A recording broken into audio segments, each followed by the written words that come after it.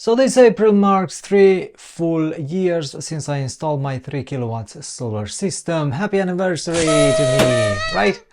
Today I'm going to do a full review of the third year of solar production, how it compares to the first two, how much I saved, and whether this thing is still paying off, especially now that I am also driving an EV. And yes, I crunched all the numbers so you don't have to. So let's talk numbers. Year 3 brought 2,836 kilowatts hour, not bad. But a little less than the record holding year 1, which hit 3,020 kilowatts hour. That first year really set the bar a bit too high, kind of like me during a New Year resolution. By February we all know how that ends and of course how that goes. Still solid production overall. The best month was June with 430 kilowatts hour, and the worst, well, December limped in with just 48. Gotta love winter. Now, some of that drops is expected. Solar panels do degrade slightly over time, and year 1 had more sunny days, so nothing alarming here, just nature doing its thing.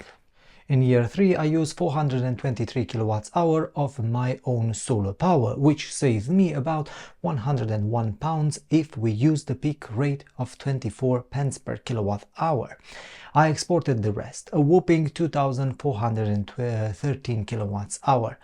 Here is how that export breaks down: 576 kilowatts hour at 15 pence and 1,800 kilowatts hour at 8 pence. So total from export 233 pounds. Add my usage savings and we are looking at 334 pounds in total for the year 3. So far over 3 years I saved 1,032 pounds. Sound decent? But when you remember I paid 5,500 for the system, I have still got a long way to go. About 10 more years at this rate actually. If that sounds disappointing, let me stop you right there, because this is where the EV comes in and change the game. Here's what I did. I used the money from the export solar power, 521 pounds over 3 years, and I bought electricity overnight at 7 pence per kilowatt hour to charge my EV. That gave me 7,449 kilowatts hour of charge. That's enough to drive 29,000 miles around at an average consumption of 4 miles per kilowatt hour.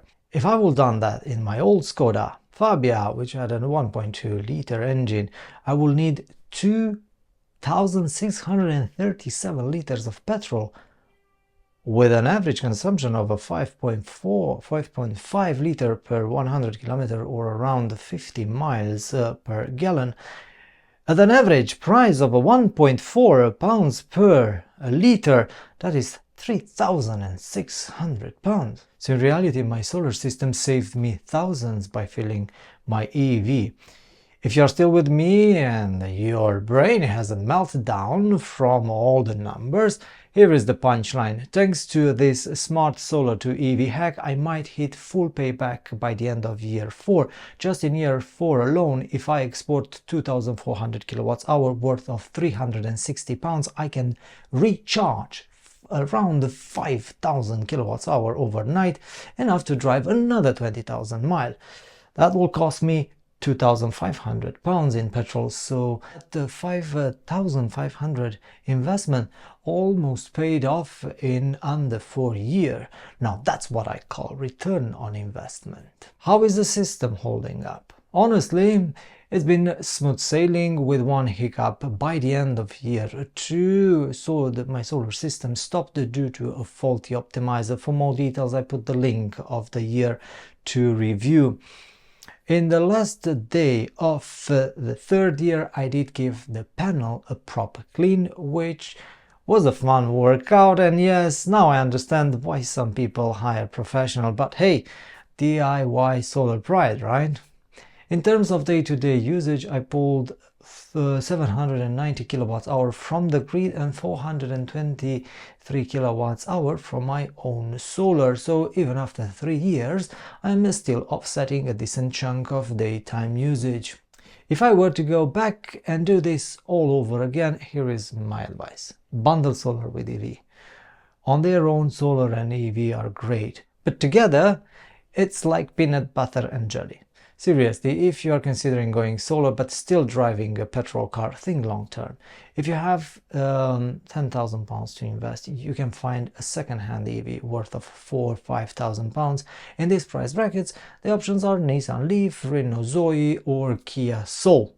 With an EV, your payback period gets dramatically shorter and you gain way more flexibility with your energy use. So, is solar still worth after 3 years? In my case, absolutely, especially once I pair it with an electric car. And remember, these numbers are just for a 3 kilowatt system. If you have got a bigger setup or battery storage, your savings could be even better. I would love to hear your own experience with the solar in the comments section below, of course, as always. And if you think I messed up of the maths, definitely let me know. We are all learning here. Don't forget, I also made reviews of year 1 and 2. Check those out in the video description below. And if you find this useful, give us a thumbs up. Subscribe for more solar, EV and all things clean energy. Until next time, may your day be sunny and your export rate generous.